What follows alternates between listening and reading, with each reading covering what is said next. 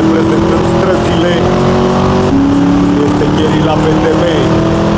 Fii atent, Cati. Fii atent, frate, buzenii s-au adunat acum. Dacă poate așa o să ne facă și le spun.